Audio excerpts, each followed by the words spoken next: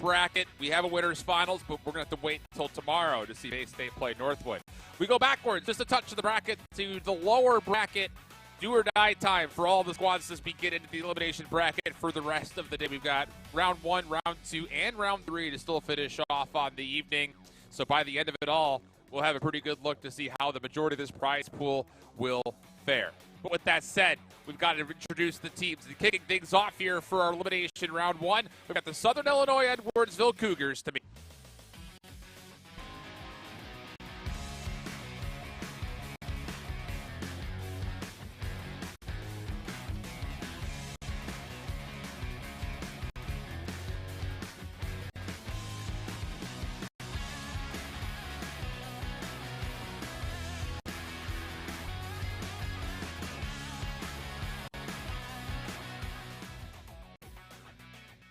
Proper, this Cougars team was kind of a mystery, and not seeing them a lot on broadcast throughout the regular season. They still put together a flawless regular season record, and they really did kind of show that, yeah, we deserve to be here after the run they put together in the postseason. Anybody else wondering why we didn't have clips to show is because we barely saw this team throughout the entirety of the year on broadcast. Yeah. This SIUE roster is something to absolutely continuously talk about. As you were saying, go flawlessly, even through playoffs as well. Their only loss was to Bay State, and it was close. That 1-3 was incredibly close, and the Cougars absolutely put up a solid fight. They took that search and destroy, that map number 263, within that series. Plasmid is something that immediately sticks out to me personally. It's a good anchor for this roster, has been able to showcase their abilities throughout the entirety of the year from what VOD I have been able to watch. A very solid team from last year as well. They finished top 12 in the 2021 Cold War year, but the regular season report card on the Cougars is nearly flawless from start to finish. Didn't drop a single series anywhere throughout the regular season and carried a number of notable wins. Most importantly, you look at that matchup versus the Ohio State Buckeye COD roster. They were great in that series looking at the scores. Only really dropped a couple of maps here or there along the way against Mississippi State and that Mavericks Esports squad from University of Minnesota State, Minnetonka. So the biggest thing, and you hit this, postseason-wise, even it was kind of like they carried on the same things we're talking about from the regular season. They didn't really play anybody until they met up against Bay State, and that's where we really started to see, okay, even though these Cougars were largely untested through the regular season, their ranking was merited because they did play Bay State close in all 4 maps. Yeah, that's absolutely the case. I mean, when you're looking at the bigger picture for SIUE, it's that, yes, were they tested by other schools? Sure, but it really did show that they are cut from a different cloth. Maybe not the same cloth of what we're talking about when it comes down to Northwood and Bay State specifically, but a different cloth from above the rest. Throughout all of their group stages, throughout everything that we've been able to see from themselves, it's still on your screen right here, like completely flawless. Yeah, they dropped some maps, the Mississippi State Mavericks roster. I believe they ended up at least dropping one map to Ohio State. Oregon Ducks took a map. I don't think that it necessarily matters. It just shows where they need to improve. And this team has completely flown underneath the radar, for me, Alan, as a team that can absolutely be a contender through the weekend. We'll take a look to see what exactly their postseason group run had looked like. Biggest thing that you really need to keep an eye on, if there were to be a vulnerability with the Cougars, it's in the search and destroy. Dropping map 2 to both New Mexico as well as to Oregon. And in total, out of the 8 maps that they dropped on the full season, including regular and postseason affairs, 5 of those map losses were in the search and destroy. So that's where I kind of go back to at the top of the broadcast. I was saying that I think the team that wins this event is going to be the best search and destroy team here today, because that is not an uncharacteristic stat line for a lot of the teams that are here. The search and destroy has been one of the biggest vulnerabilities for a lot of our teams here in the postseason. Yeah, and it will continue to showcase that same vulnerability for a lot of our teams, or a key to success for a lot of other teams. But again, it comes down to it. You had a certain amount of time in between when that last group or the last playoff match was played out to this very moment of time for them to be able to put themselves in a position to be able to make sure search and destroy was at least a look of success, because that 6-3 loss versus the Bows out of UNM is definitely something that you're definitely going to be looking at. But a close round 11 even versus Colonel Esports, that's something that SIUE need to absolutely polish to have at least 1, if not 2 good S&D maps ahead of playoffs. Well, for this series, we have to introduce one of our star students out of SIUE. It's going to be Plasmid, who was by far one of the biggest stars from last year in Cold War for this roster, on their way to a top 12 finish into the postseason.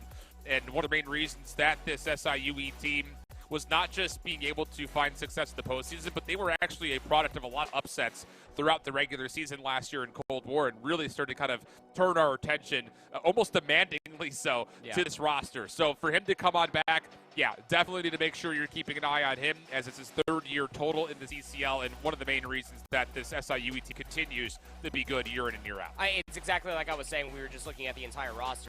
Plasmid is the guy that absolutely sticks out. Yes, it is their third year. They placed top 12 last season, but even more so than that, as an AR role, to be that influential in multiple games does say a lot to what this IGL does bring to the table. He is the anchor for this squad, and I'm sure that it might be showcased a handful of times in this best of 5. Well, with that in mind, we have to beat their opponents out of Canada. It's the St. Clair Saints.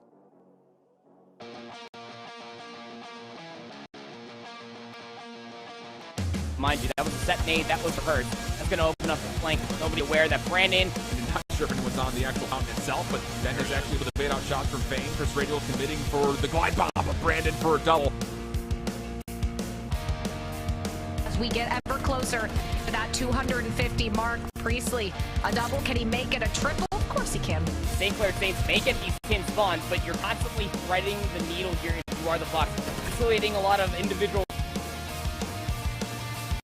On a 3, so he could potentially get himself streaks, but he's going to have to worry about a flood of players from his right. He gets one. Just a few more, and well, Gucci Gang Sauce turns, finds Marskis. Inside the hard point, for goodness sake. Somebody for Davenport Panthers. He relied on it. So far, only seen him at 3 and 6. Picked up the Granny Daddy, and it's not going to be enough work for the rest of his team.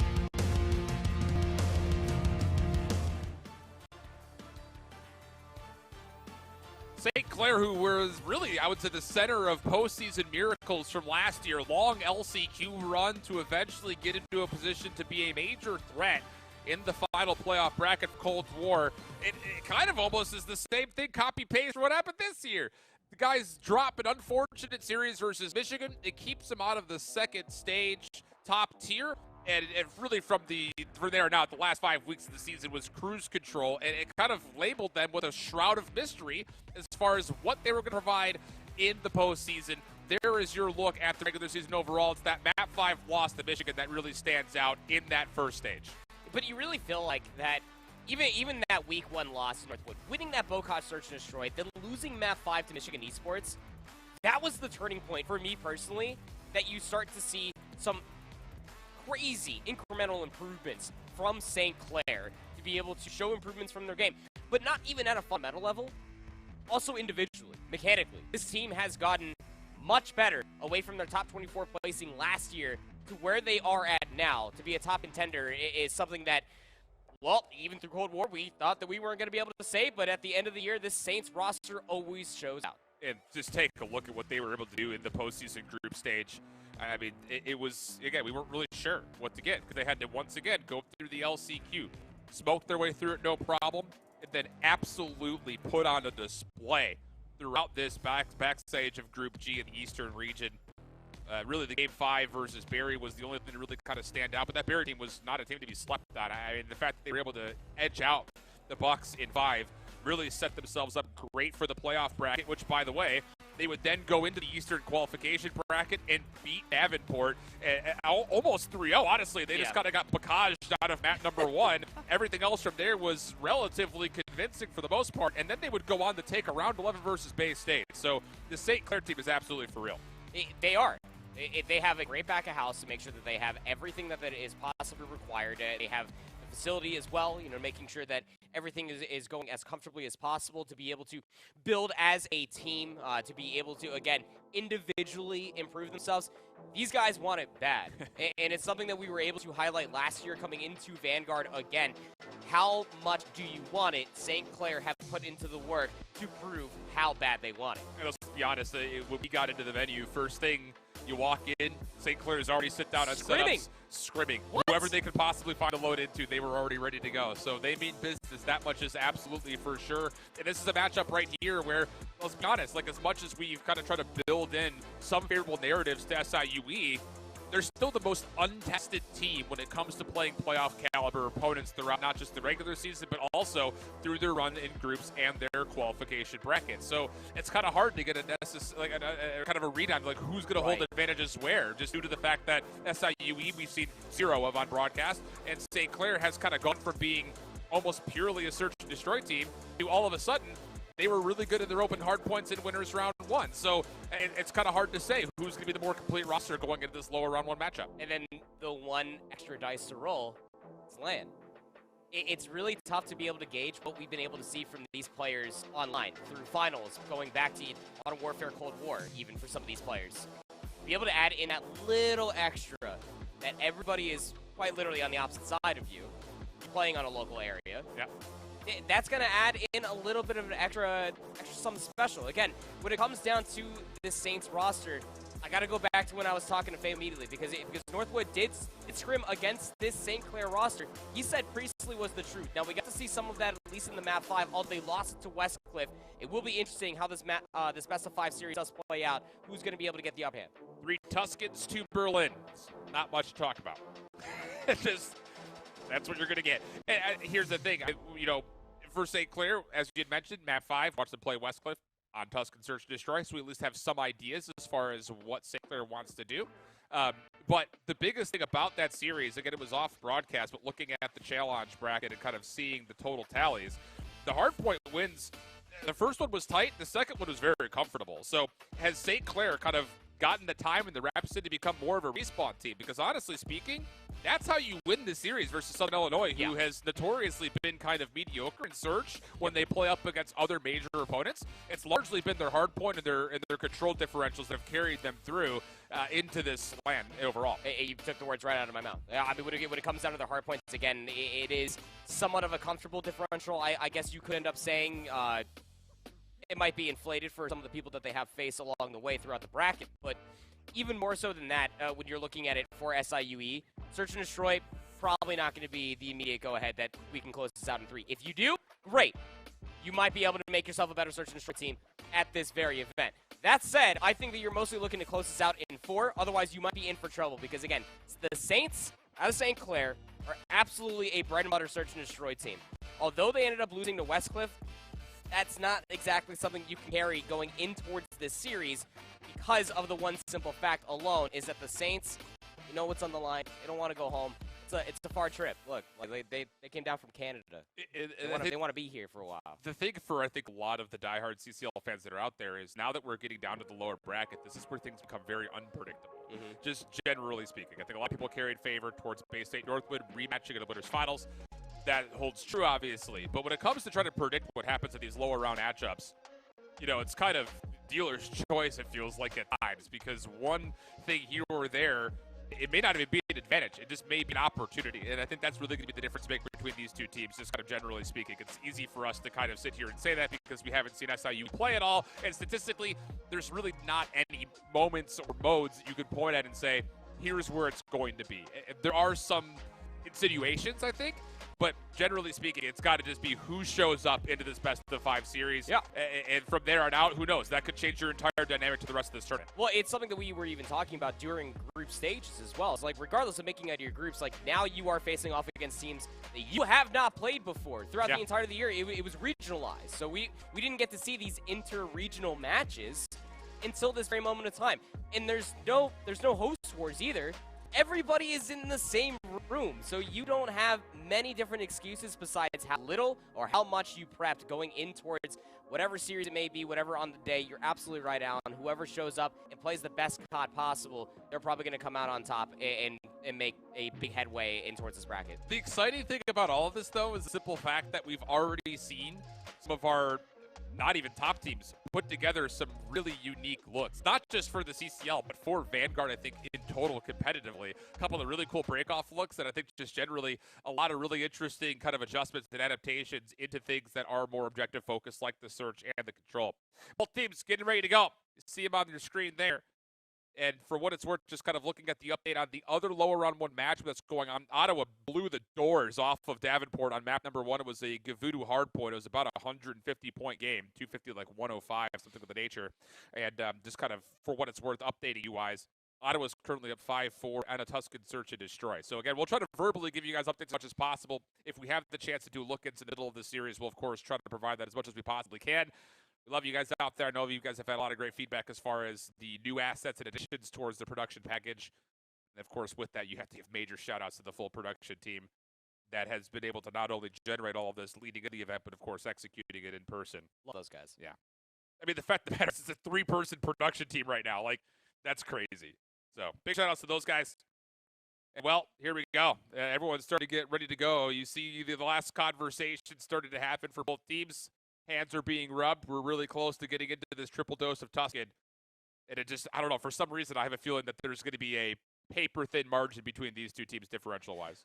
Again, like, I mean, you know me, Alan. I'm a numbers guy. I like to think of things straight out of a spreadsheet, but you generally do not know how these two teams do stack up against each other for the one simple fact that still remains.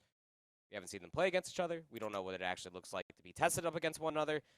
And also adding in the extra dice roll of being on LAN. And, well, you might as well add in the extra 10-sided dice roll that is the simple fact you're in losers round 1.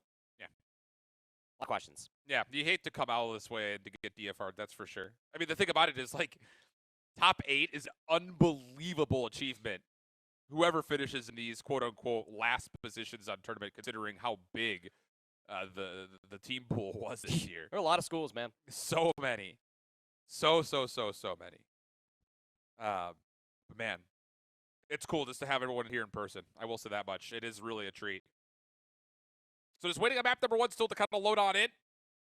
Both teams pretty much at the ready, just waiting for the lobby to start. And again, just kind of keeping an eye. It's actually a round 11 right now between Ottawa and Davenport on this Tuscan search and destroy. So we'll be able to tell you kind of a map 2 winner here in a moment as they, once again, are trying to get through it. And as I'm about to say it, Ottawa did just clutch up through round 11. So they will go up 2-0 in that series in our other lower round 1 matchup. You know what map 3 is, man? No idea. Okay. Good talk. Yeah, it's, I don't know. It's got to be a little bit of a run, right? I mean, Ottawa, obviously nobody wants to start and lose their opening winners round match, but damn, did they have a difficult round 1 matchup going up against Bay State. If you missed that, that was the first match on our broadcast. Did reach map 4 after Ottawa was able to win the Gavutu control by way of securing defensive round 5. But now they got to go on a little bit of a run. Lower round 1 all the way through. Got to put on a clinic down there to make their way back into grand finals. Lord knows what's going to be happening tomorrow. Again, winners finals between Bay State and Northwood is going to be a banger. Whoever lost that opening matchup between Bay State and Ottawa, we're going to be in that like, okay, like these guys are going to be the lower bracket reapers, but it's just tough because, you know, Ottawa getting surprised in their run through their qualification bracket. You know, someone was going to be in that position to where you're coming out of that as, you know, a 3rd or 4th seed from the region, and you have to play up against a monster of a squad. But of course, we'll see more of them later on, depending, of course, they get through their lower round matchup versus Davenport. But our focus, it's on towards Tuscan, St. Clair, Southern Illinois, Edwardsville.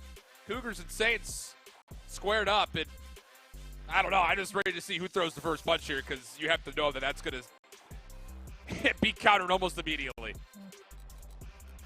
Just thought about how mythical Saint versus a Cougar would be. Sounds like some straight out of, like, I don't know, some like Harry Potter stuff right there. Anyway, Saints starting off on the favorite side of the map to be able to at least get themselves top fire, be able to take a look at this U side of the map as well. SIUE, even though they lost the initial few lives, not stop Shlomo from trying to get themselves across the middle of the map, but nobody put a keen focus for SIUE to try to get inside P1 early. It was all focused on the middle of the map. Even on the second line, it was kind of the same thing for the Cougars, and that's immediately shut down. So for St. Clair, a very clean start to this opening hardpoint. And with the second set of eliminations also going your way, you've got the opportunity to try to put some pressure on SIUE towards rotation. Good response, though, from the Cougars, and they can actually try to fight for this scrap time. Mythic not quite able to lock down where exactly Brandon had gone, as he was the only one inside the hill for a pretty extended amount of time. And the finesse game around this exit is not good for the Cougars. So St. Clair is going to get about 50 seconds worth of time on the opener. And with this easy exit, they've got the opportunity with a couple of gunfight wins to possibly even look at the second hill friendly. Now Shlomo only is able to find one. Now if you're SIUE, you know it's coming from the back. Plasmid locks down two. That'll at least keep the backside secure. here for now. Sauce with at least a trade that'll flip out the spawn, so now SIUE need to hold from the front. Not great news here for the Cougars. Mythic naded. He's going to be softened up, no problem there. St. Clair on the bounce back. No problems. Once they win the spawns, right back into the hard point. 35 seconds to fight for D-Day. Shots. As there were a couple of different Saints in his way. Wasn't able to take even a chunk out of either of them. And with it, now St. Clair in a dominant position through 2 hills. I mean, just to allow the 50 seconds alone off of P1, plus the commanding rotation through field is just something that SIUE are going to have to live with. I mean, they're going to have to chuck this 10 seconds. It's not exactly a quick rotation from 2 to 3. So they're just going to go ahead and put themselves over inside of Fire Alley, make sure that they can try to get these rooftop spawns. But you can see where both 8 and 5 are located on the minimap. Both D-Day and Mythic had to quite literally sprint across the ruined side of the map, knowing that the 3 spots here. Oh, big double from Plasmid. Yeah, split spawn situation, as I don't think St. Clair fully realized with the success they were getting through mid-map that they were going to flip the spawns around. So SIUE used that as an opportunity to kind of cut off the reinforcements behind. And then Plasmid able to continue to contest over through Fountain, but he's the only one really doing too much. That's Plasmid and Slow-Mo. They will get a double-double down. And even though the Canadians are most familiar with the term, it's SIUE who are right back in, looking to neutralize and get back into the game. Somewhere in the world, Visions is smiling at that reference. Well played. But yeah, required, to say the least, for SIUE to be able to show up, show out in that specific situation. But they got to be able to start generating more time. 15 seconds, going to be battled over here. St. Clair will win it. And they can afford to do so as well. 50-point lead, mostly built off of that P1 opening. They can always just try to finesse, keep it scrappy, try to get in, deny SIUE some time, and they'll be able to hold this lead. Okay, here we go. So even though the St. Clair Saints do a great job on the exit and the scrap through the third of Fountain, rotation is denied by Southern Illinois and Edwardsville. Saucer on the back, though. This is going to be another possible flip of spawns. Priestley will spawn up Gucci Gang. Sauce wins a key 1v1. That'll flip things around. For SIUE, you have to hold this from the front. And the kills just simply are not there. Pleasant from the top rope does well to at least get one back. He needs help, and it may be by way of D-Day, but as they try to contest this essentially 2v4, it's just not convincing enough, and St. Clair's going to convincingly and cement the break with the spawns to boot. It's just all going St. Clair's way, and SIUE is just on the back foot too often. Small moments for the Cougars to be able to show life in these gunfights. It's never convincing enough for them to be able to hold spawns, hold additional time, and keep the Saints at bay. 140 is where the scoreline will probably rest at, to 58. For the Cougars. Not exactly the showcasing that they're wanting. Already got Priestley threading the rotation, finds one down low of P5. Knows that at least their rooftop side is not secure and their spidey sense are tingling. That there's still players up above, and Priestley is just finessing for way too long. Yeah, I think we can start to see why everyone's talking about Priestley so highly. Looking like a divine one right now. Through the backside of the staircase, 3 in a row for Priestley. Helped by a way of numerous Saints on the way forward. This P5's looking pretty indomitable, but Slow-Mo is able to open the door quite literally with a nade, and then eventually getting a second by way of a play through staircase. Mythic to follow up leads to a required break out of the Cougars, but the re-attempt coming out of St. Clair, largely from the rooftop side. Even goes the exchange. He gunfights to be won by Plasmid. He wants to, he takes 2, and the Cougars with that will turn it into nearly full-on scrap time, or at least a great look at it, which is required if they want to get themselves back into the game. Man, Plasmid is pulling his teammates through a lot of these different interactions. On a force spree, Slow-Mo though, picking up off the pressure, feeding off the energy is the LAN environment, my friends. Able to find themselves too on the rotation. Still about that 50-point lead, and again, you really have to feel like that SIUE let this one go a little bit too early, all off of that P1 hardpoint time, but they can absolutely bring it back here. It's just about finding those convincing gunfights that they could not find for themselves in that first set. Yeah, great nades coming out of St. Clair, even though Slow-Mo keeps it relatively contested with a double. Is St. Clair to confirm a break, and what a snap for Priestley. Mythic on the delayed challenge, shut down. And now the read from St. Clair looks like it's very comfortable as SIUE are largely hitting from the front. Good counter nades on the way back in for the Cougars. Down to about a 65-point game. And with still some scrap time to fight over.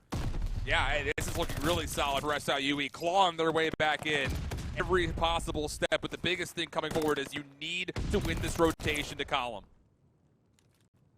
We'll hold it down for now. The last time St. Clair off of P1, they just all flooded, essentially, grass, and got it towards the back. This time around the setup for SIUE, those nades won't be able to confirm anything. You also have Slow-Mo that is up inside of Bunks. Plasma playing the God Tank in the back, finds 2.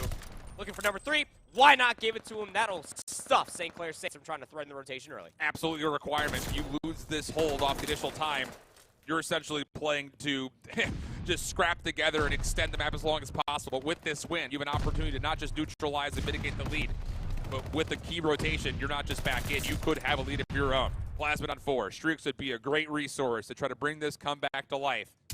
With 25 seconds to fight for, SIUE are going to take the front foot. They're going to move aggressively, try to force St. Clair to consider the decision of do we play for scrap, do we play for new. Plasmid, 1 HP still alive, wants the pre-fire, but Priestley will shut him down. But again, this is still job done for the Cougars. Right back in this game as they confirm near full 60 on P2. Yep, just 24 points behind now. It'll be less than that going in towards the P3 rotation. This is a little bit of a head stir as far as what you want to do to try to break this going forward. Priestley from behind.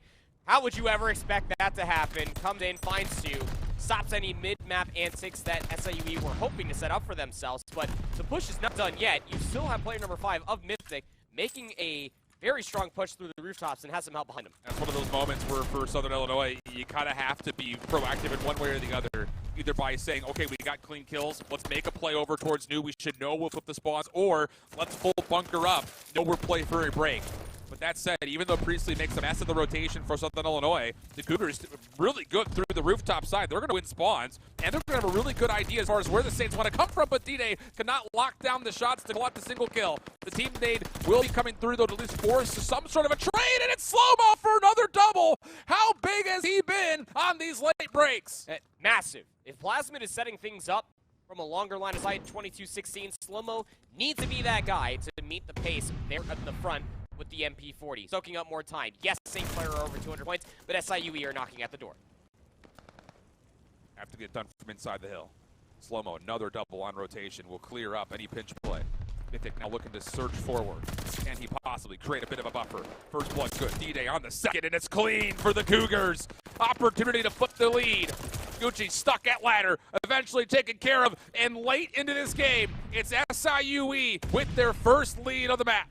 About 100-some odd points, 50 points down. SIUE, they flipped the lead. 25 seconds remaining inside of P4. They can't close it out here. St. Clair, they are aware of that, but they don't want the time to go over either. Slow-Mo finds 3. It's not just the double kills anymore. It is SIUE with a clean kill feed, and you already have Plasmid on the rotation to new. He's put some resistance together. Slow-Mo on 3. Takes a couple of shots. He needs to take down Sauce, but just a little bit too slow to confirm. So he'll keep his life by playing bottom first floor. It'll be 2:46 where it stops for the Cougars. St. Clair with numbers, controlling around the hard point, and with a couple of members that are actually setting up a perimeter. They're trying to force Southern Illinois from the front. Good read from Gorilla, clears off topside radio. Brandon gets the third, and St. Clair with all 4 members will get the full team wide. St. Clair right back in this game. They're zoning him away as well. Gorilla's pushed up. He's waiting for pushes to come through from patio. Unbeknownst to them, there's 2 players from SIUE inside of radio. They get the kill, but it's a trade. Still 3 players to worry about inside the hard point. We come to an end right here. Priestley gets number 4 in this life to the pistol. It's just pistols at dawn right now for St. Clair. 240 to 248. The contest coming out, but are the kills convincing enough? Southern Illinois are coming in one by one. The stun locks. It's Gucci for a double. Mythic can't get the full-on break. It's down to Slow-Mo. If there was ever a player that you wanted, it needs to be in from the stairs. He gets forward. It stops it at 248. Bang! Slow-Mo for the triple. SIUE, though, have to get the rotation, and they're there first. Are you kidding me? The Cougars looked like they were down and out, but the only thing left to do is pop off and let St. Clair know. Whoa! What a crazy ending to the hard point.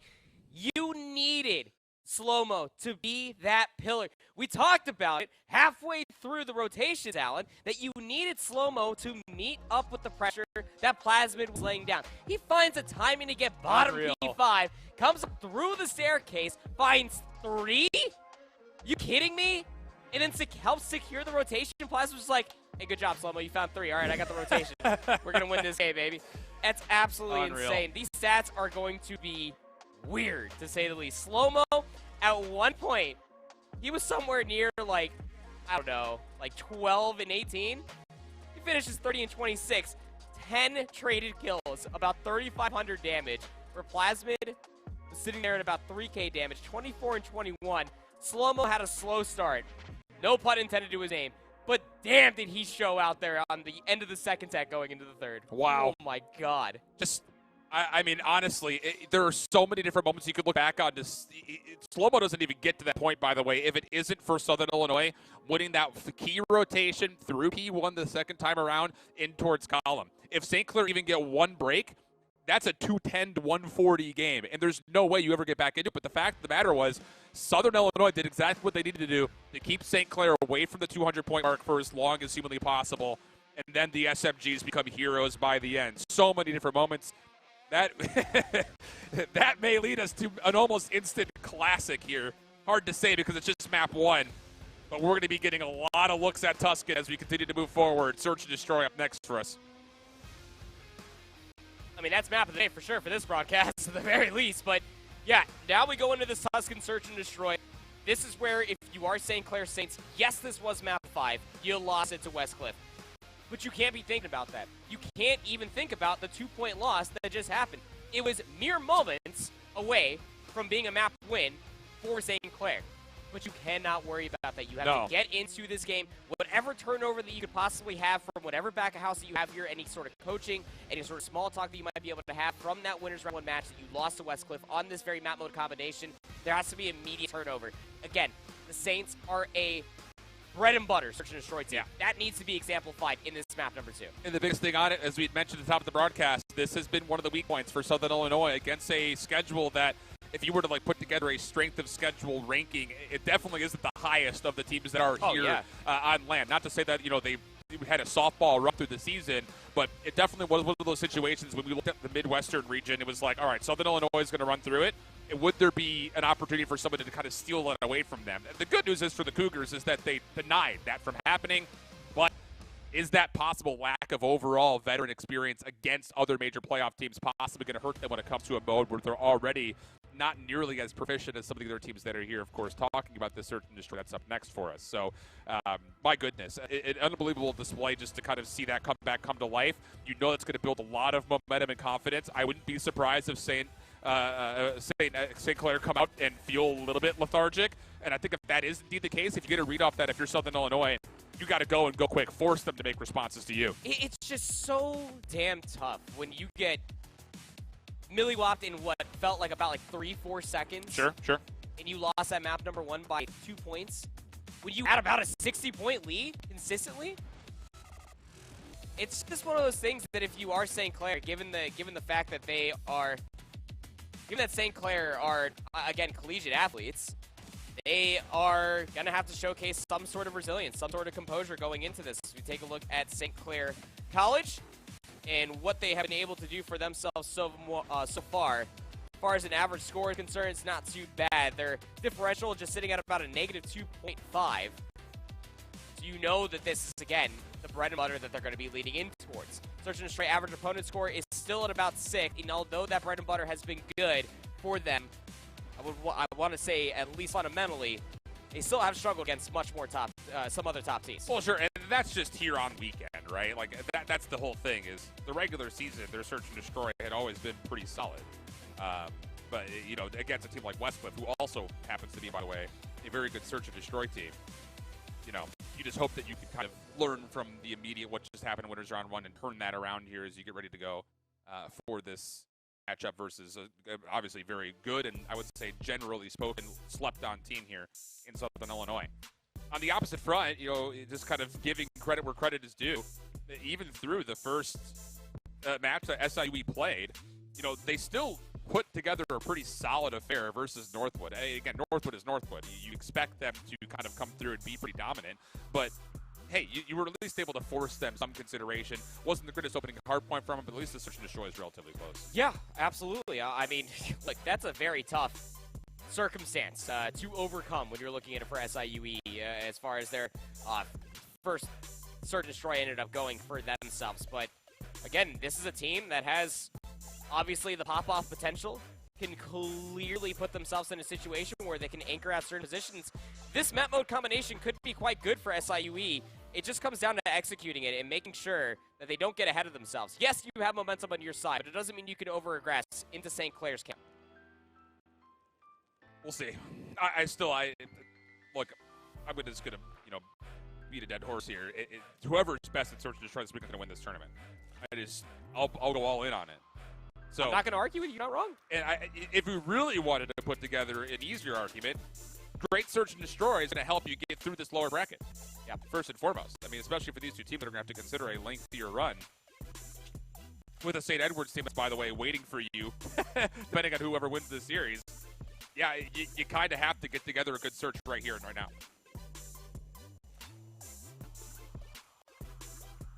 So, with that in mind, we'll see. Yeah, we got a lot of Tuscan to consider here. But, man, I'll tell you, after what we just got out of the St. Clair and Westcliff series from round one, you have to hope that for the Saints that you're able to shrug off the 2-point loss, the big comeback, and correct some of the problems that you had in that map 5. Yeah, again, it has to be such fast turnover when you're thinking about it, because I mean, that was all of even about an hour ago, really, that map 5 ended up happening versus Westcliff. But when it's all said here, again, for the Saints, although again on this very day you lost that round, you lost that map to Westcliff, I don't think that that's going to be as potent as the composure that needs to be exemplified for this team. You've made it this far to be top 18. You have to exemplify this composure that, yes, you lost that map. You probably should have won it. You had about a 50-point lead. Regardless of the matter, you have to be able to come to this map with a clean slate and just play your game the best you possibly can. I agree. Hard agree. So, triple Tuscan. Control, obviously, we'll talk more about once we eventually get there. I just think if you're SIUE, you got to come out and just try to carry. Let's heat check yourself. Yeah. Can you use these SMGs? Got to SMGs? come out flying and firing. I would say you have to. Whatever side of the map you happen to be on, just try to set the tone early. I think if you're Southern Illinois, just because you've got the ability to really get into the heads of your opponent quickly here. So we'll kind of see if that is indeed the case. We're getting ready to go. Players still kind of looking at, all right, do or die time, as far as the series is concerned. But, I mean, after the 2-point affair we just had, this series has the ability to be one of the best that we've seen, not just here on LAN so far, but possibly for the entirety of the season. It might just be a staple of what Vanguard was for the CCL. We didn't see any sniper play as well. It's viable, at least on Tuscan. It's a little bit more of a risk than it can be anything. I don't know. I just gotta be able to see Slow-Mo be consistent. I mean, if they were finding routes and timings on a Tuscan hardpoint, they could probably do the same thing on a Tuscan Search and Destroy. Through the middle of the map, we know that it could find infamous amount of value. If you go back to that map 5 loss versus Saints out of Westcliff, it was mostly Locke that was doing that. Is it going to plague them again? We'll find out. It's Southern Illinois on the defense first. Heavy stack to the middle of the map. Good pre-fire on a Plasmid. Looking to finish off Gorilla, not able to do so, but he does create freedom for Slow-Mo to get in towards mid. Gorilla trying to fight back, and Plasmid having absolutely none of it. Good first blood collected. It's SIUE all over the dominance of the map. Saw still has the bomb. The only issue is that you're not going to reliably try to push this over towards B. You don't know what's on the other side of that. Do you need to try to clear away the middle of the map? Nice angle from Brandon. It's going to be able to at least mitigate the early damage. Just under a minute, 3v3. SIUE are going to vacate B completely. Looking to mostly set their defense up around Slow-Mo's position in mid. And St. Clair's not going to know it, but they're going to guess correctly by making a play over towards B. They've already cleared out the majority of the high ground. Mythic on the jump up towards Truck. We'll get a pretty good read that, okay, St. Clair is considering the B side. That'll force the rotation on a D-Day, and Slow-Mo is still in a great spot to shut down this rotation completely. Just comes down to the timing of this first gunfight, and Brandon's just going to get the information to keep his life. Good reposition though out of Slow-Mo as he moves into A fields. He's going to run into 2 more people, and he's not going to be able to at least walk away with 1. That at least delays the push. Should buy some time, at least for Mythic and D-Day, to work their way over here. But are you going to be able to get into a position to be able to find these kills? Mythic does see 1 onto Brandon, but shoots early. The bomb's going to go down. Yeah, this post-point setup could just live off of the field positions. But as St. Clair continue to move around, they lose 1. So now 2v2. D-Day timing-wise.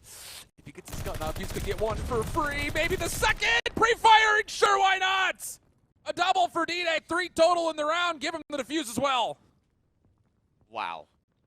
What a 2v3. Again, You would have loved for Slow-Mo to be able to find better timing. You would have loved for them to be able to find at least one of those kills on the opposite side, but just being able to hold them at bay and allow both Mythic and D-Day to be able to re-wrap back over after trying to sustain a defensive holdover by B, to be able to find the timing in towards the back like that, that is really, really scary stuff. Really thought St. Clair was going to be able to walk away with that round out. Looked good on the adjustments, but information at key moments was picked up by Southern Illinois. Snipe shot did just come through. I believe that was Priestley from topside church. Yeah, he shot another one out, so that's going to be something that Southern Illinois will have to consider as they look to approach over towards A. Honestly speaking, the site is completely free and clear. Mythic is going to actually feel comfortable enough to plan. So now with a scope, how do you retake this if you're St. Clair? Nobody's going to overchow you. Look at this post-plan setup. One watching all the way in the back of the rooftop push. You also have one player that's watching P5 at the same time. So it's going to have to be mostly through the C lane. Oh, it's Slow-Mo actually, the scope of his own, takes down Brandon. So after an initial first blood on the retake for St. Clair, now it's down to can you get the full clearance? This is taking so much time. And SIUE is just essentially playing with them. Plasman's still in a clutch-up position. He could just sit here, wait for 7.5 on the clock, or maybe not. The team shots from St. Clair are exquisite. It peaks maybe just a touch too early, but the read from St. Clair saying we got all field control we need.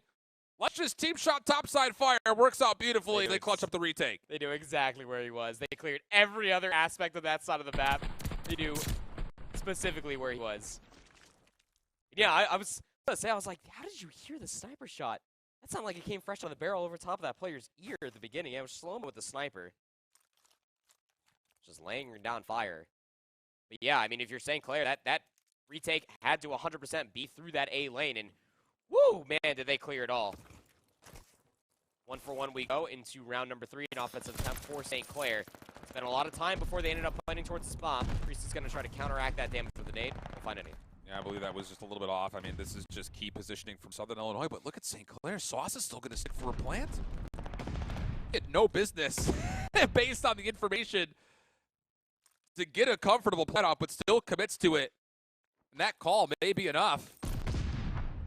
Because now it's on to Southern Illinois. The onus to them to try to get the retake going through. Nades really well found, but Sauce is able to bounce back over towards mid-monument. Stay alive. First blood on the retake. Good for Plasmid. Priestley trying to lock down mid-map, and all the timing is atrocious. He didn't see Mythic whatsoever. They are trying to double stack up towards topside fire, though. This is a good spot for a 3v2. Mythic is trying to play a little bit of bodyguard. Wants to get the window control. Plasmid's on the defuse, and St. Clair's going to be late to check this. Gorilla's trying to go down low. He gets the shots. He stops the defuse. He stops it. Gorilla gets the clutch.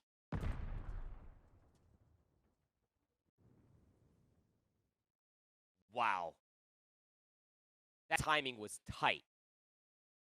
I mean, you had all the plays in the world trying to put themselves in a position to be able to bodyguard out from that window, try to put themselves in a position where maybe they could find one of the kills up top and to deny any post-plan antics from top fire. They just can't find it. And the one timing the angle comes through, lasering through bodies, that's just actually insane. How tight of a timing that truly was. 2 rounds in a row now for the Saints. Something they can piece together. But that was some clinical stuff, being able to bounce back in that round. The first times we'll see a team so far on Tuscan Search and Destroy use some aggressive nades to try to dominate field control. Problem about it is St. Clair are happy to allow Southern Illinois to play through field side because all of their focus is on team shot through mid. And with a lurker caught on B, so what if you've got U control? St. Clair's got the rest of the map. Not going to plant the bomb. Mythic might try to come back over and help out D-Day because, boy, he needs it. 28 HP. There comes Mythic with a submachine gun. He's going to be able to find one. He's still healthy. And Brandon actually couldn't push forward to confirm any trades. So everyone gets back to healthy. Sauce cooking up a nade, looking to just stop any possible play towards A. He's going to continue to throw shoulders here, you would feel like, but you still have Brandon safe in church for the time being. Southern Illinois are just going to completely cut noise. It's going to create so much doubt for St. Clair defensively. And the thing about it is they're in great positions. they're just not going to feel confident with them simply due to the fact that they haven't seen or heard Southern Illinois in the last 45 seconds. And now that they're making their move, look at the timing. B is going to be completely vacated. St. Clair, they think that there's no way a play is going towards B. There's an opportunity for 2v3 post plant here for Southern Illinois. Oh, they're going to go towards the back. Brandon might isolate themselves. He's going to go up top church instead. That's a smarter call. He's going to push forward. We'll see 2 players. Does find 1. And stays alive. Sauce can't force the gunfight. He was tagged up too heavily. So now 2v2. Here's the full play towards Patio. Sauce for 1. Down low. Mythic for the 1v2. Time is favor. And yeah, gets kill number 6 while doing so. Whoa, what a read from Southern Illinois. I mean, you're blessed by a little bit of timing, but the play call to rotate on that 2v3 was flawless. Yeah, absolutely. And to do it smart. And not to over-aggress, like, just like, okay, we're going to hit the wrap over towards B. Instead of just full sprinting over towards B, they waited every second or so to see if they can catch the timing for a player to maybe rotate in towards the back. They didn't get that offering, but the moment they moved way over towards B, they're like, oh, they all have to be either behind us or over by A. Boy, were they right. It's a little 2v3 coming out from the Mythic on 6 in a row. Looking for a little bit of a bait to beat the switch so we can get the squad. They were hoping for a couple of tags, hit markers through the doors. He softens somebody up. Maybe Mythic can push forward, get the 7th kill, confirm the glide bomb. But now with that plan being essentially foiled, and St. Clair even further than that, taking first blood towards the A side of the map, you're just trying to recover the round right now if you're the Cougars. Still with that said, Sauce is only just now planted the bomb. And there is an opportunity here for Southern Illinois to use this headquarters position to retake through mid. There's nobody even looking at this for St. Clair. They should be able to actually make this back all the way through. The first point of contact is going to be Priestley over inside L over by that box. D-Day. Oh, he knows Gorilla's over here. Doesn't hit the sun, though. No confirmation. And he dies for it. Yeah, so here we go. The last hopes is largely just to see if they could get the glide bomb, but no, Mythic will drop. Wow. Streaks off the table. And St. Clair, they're not going to know it right now, but when they go back and rewatch this VOD, just the simple fact of the matter, they didn't get aggressive through P5. They contained the entire idea for Southern Illinois of trying to earn that glide bomb, and it turns out perfectly for him. Yeah. A little bit of discipline really goes a long way, thinking about it in the grand scheme of things. So recognize we found that first pick. No resilience whatsoever, and it's something that's got to be said as well. We're seeing a lot of plants happening over by A. Really starts to mark the question, where are some of these nades going? Are you saving at least one nade? Although it might not always get a kill to be able to dissuade that A plant. Nice little change of pace though, SIUE. Hitting it fast over toward B. They're all in P5. They really haven't thrown too much, so Sauce really cannot make a full commitment saying, oh, they're hitting, but now he's gotten the read, plus he's gotten the first kill. And he's got a little bit of help. You could actually do a little bit aggressive. No, this will be turned aside completely. And even on top of that, wait, that's actually a huge hill on the Gorilla deep. There's no way you can contest this unless you've got nades cooked up. The first one lands. Priestley, he's able to find the kill from the patio, but the bomb still gets planted. 2v2 we go. They know Priestley's back here. I think it shoots. They're going to be able to read Brandon, which they don't. Shlomo goes down. Now it's up to D-Day to try to finesse this 1v2. He's created some space. Priestley doesn't get a beat on him. The clearance for the Saints is pretty solid. You've already taken care of patio. D-Day. No, denied. Priestley from backside column comes through to save Brandon just before shots were taken. And the first significant lead established as St. Clair goes up by 2. It's just so tough, right? I mean, if you're looking at it from D-Day's perspective, is that, like, you cleared away the backside of that truck, so you automatically knew that the other 2 players for St. Clair, they're going to be over by green, which you were right. But the biggest issue is where the bomb was physically planted, that you had to kind of inch your way forward outside of cover, that Priestley was going to be able to find that kill. Regardless, the time was still going to be offered that even if D-Day did find that initial kill, Priestley was going to have more than enough time to be able to get that last kill and be able to go get the defuse. But the problem still stands going forward, is that the bomb was planted, D-Day had to a little overextend themselves, knock themselves a favorable position. 2-round lead here for the Saints. Oh. Nice shots out of Gorilla. It happened off screen, but we know how tough that gunfight can be. I mean, just looking at the minimap, that is just, I mean, I won't call it necessarily an overchow, but it definitely was an ego chow. Mythic, holy, he just runs through. Gone. I mean, St. Clair knows he's through, but I don't think they're going to expect that he's already playing backside fire alley. I mean, Gucci's got him completely trapped. Priestley's searching it out. He's going to have help from Brandon. They're just going to find the isolation. This should be numbers. Missed opportunity for Mythic. Nearly extended his life, but now it's on the D-Day. He's got to play a little bit of recovery around the back. Does well to get the first cleanly, but St. Clair more interested in rotating to A to get a plan off you, I feel like. Z-Day fish out this timing, though. Ah, he's gonna miss it completely. Comes a stun. Looking for him. Priestley, the nade. The swarm. Good heavens. Those pockets are deep. Stunned beyond recognition. You want to talk about a bounce-back map. It has not been easy for St. Clair, and even still they find themselves stringing together rounds. Now you're on map point. In Southern Illinois has got to be sitting here thinking, how do we go from almost having streaks in a back-and-forth affair to now all of a sudden having to win 4 in a row? Even clutching up the 2v3. Yeah. Composure of the Saints, man. I asked for it. They're showing it. Combined 14 and 8 for Priestley and Sauce. A-lane control, going to be immediately looked at for SIUE. And yeah, I love this from Sauce. Immediately goes through L. Even the nades from Priestley to assist on that push through, it's just as good as you'd like. Yeah, just get out of here. Sauce all over it. Wins a gunfight he's got no business winning, and he wants more. Why not? Have your cake and eat it too. Wow, what a bounce-back map for St. Clair. And again, that's 8 rounds, all of which could have gone either way. Maybe outside of the last one, just because the tempo change was just not at all predicted whatsoever from SIUE. And I love the fact that you've got rounds to play with. Try something weird if you're St. Clair. Yeah, why not? Why not? Because there wasn't like the immediate focus through the middle of the map constantly. There wasn't that tons of SMG presence that I was talking about that plagued St. Clair in that matchup versus Westcliff in that final map.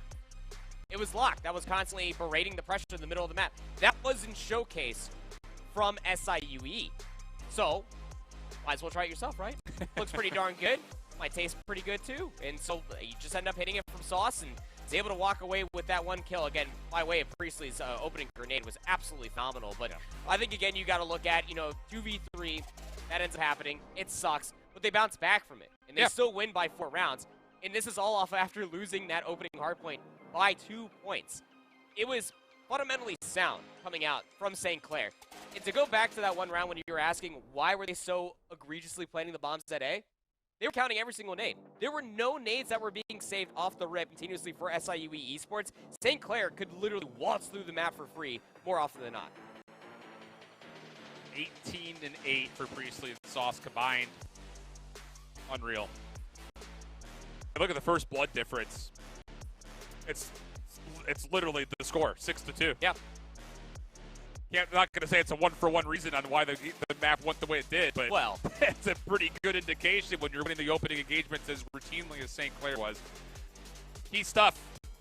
So with that now in mind, we are 2/3 of the way through our trio of Tuskens, and we're tied up at 1, which means that we're definitely going to see at least 1 Berlin.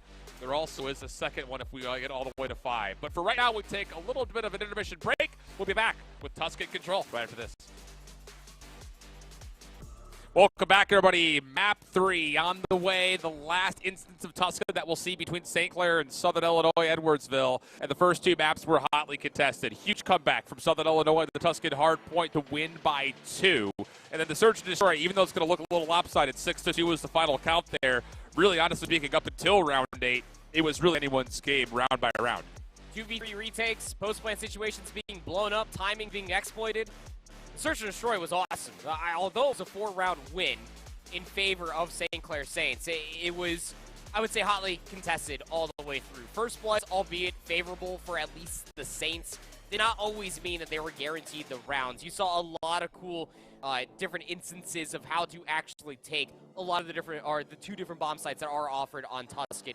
But SIUE, hey, Search and Destroy, it's probably going to be the more difficult of the 3 game modes for you going forward. So far, it's all living up to be just that. And for Southern Illinois, looking out of the Search and into the Control, they have been one of the best teams here on LAN when it comes to playing this game mode. 20-1 overall with a plus 2.38 average win differential. So kind of the same things we were talking about with Northwood, where they barely give up a single round on Control. The same can be said about the Southern Illinois team. Where for St. Clair, they haven't been bad on this mode necessarily to say, but not nearly as convincing as we've seen from Southern Illinois throughout the regular and postseason till this point. So I know you love to say it a lot, especially when we go to a 1-1 map 3 swing map mode combo coming through. you have to give a small advantage statistically to Southern Illinois, but it just kind of feels like this is one of those series where who cares what the stats say?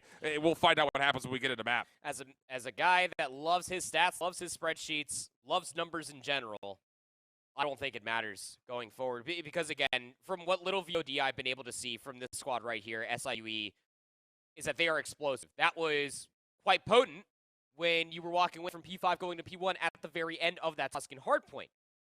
But on the other side, we're saying Clair, when it comes down to control, they're clinical. They don't do anything without about 3 players strong. And they wait and give up a lot of time, so that way they make sure that they have numbers to comfortably take a zone, if not just to give themselves map positioning. On the other side for this SIUE roster, though, that dude that is drinking a whole gallon of water, Shlomo, is going to be the guy that you're probably going to be watching out for, specifically on a Tuscan control. A lot of those timings can be exploited. A lot of those nice little angles can be found, be able to find themselves a handful of multi-kills to set up more pressure for Mythic, D-Day, and Plasma to get set up for segments. We'll see how it all unfolds. You just gotta love the energy. This dude's not only got a gallon water bottle, he's also got an extra side cup. This guy is hydrated, man. Slow-mo's feeling fluid. Has to. He's floating right now.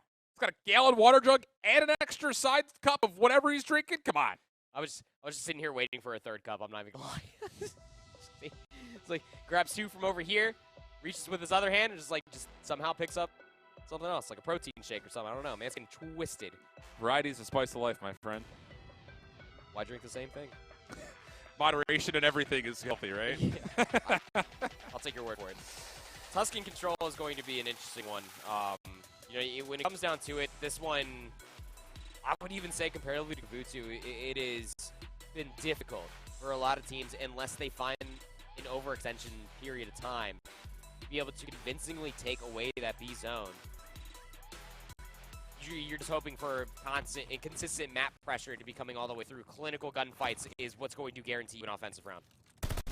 See how it unfolds. St. Clair on the attack first and foremost. A lot of hit towards the middle of the map, and oh my goodness, Sauce is already into church. Plasma's going to have absolutely no idea about this.